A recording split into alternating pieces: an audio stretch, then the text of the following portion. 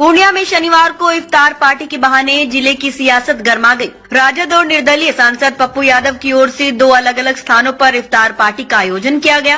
राजद की इफ्तार पार्टी डगरवा के बेलगच्छी में हुई, जहां नेता प्रतिपक्ष तेजस्वी यादव ने शिरकत की, जबकि पप्पू यादव की पार्टी जिला स्कूल ग्राउंड में आयोजित की गई। इन पार्टियों का उद्देश्य मुस्लिम और यादव वोटरों को रिझाना था। इफ्तार पार्टी के दौरान तेजस्वी यादव ने अपने संबोधन में कहा, सांप्रदायिक शक्तियों से लड़ने के लिए हमेशा आप सभी ने लालू और तेजस्वी के हाथ को मजबूत किया है।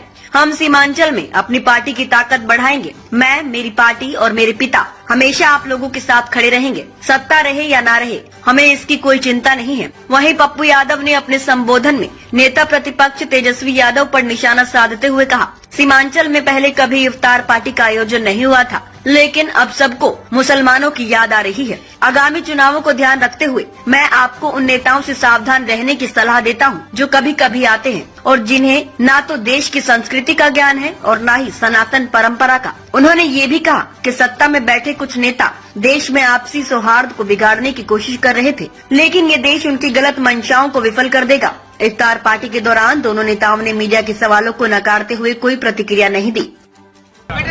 और चाहने वालों की भी कोशिश थी कि आप जरूर तशरीफ लाएं, मैं आ गया हूं, लेकिन मैं एक ही मकसद को लेकर आया हूं कि ये रमजान मुबारक का ये मुकद्दस महीना है और रवायत में है, उलमा कराम की भी मौजूदगी है कि इस वक्त हम जिस दुआ को मांगते हैं अल्लाह की बारगाह में दुआ कबूल होती है। तो आज मैं आपसे ये कहना चाहूंगा कि जो हिंदुस्तान के हालात हैं, परेशानी सभी के साथ है। हिंदुस्तान एक ऐसा मुल्क है कि हर बहुत सारे अज्ञान और मज़हब के लोग जहां जिंदगी बसर कर रहे हैं और ज्यादातर लोगों का ख्याल है कि सुकून की जिंदगी हो। तो आज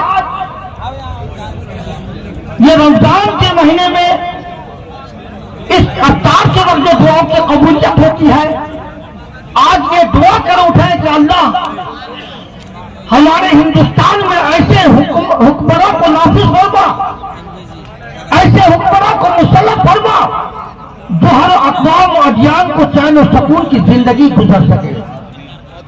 हर मज़हब की जो आस्था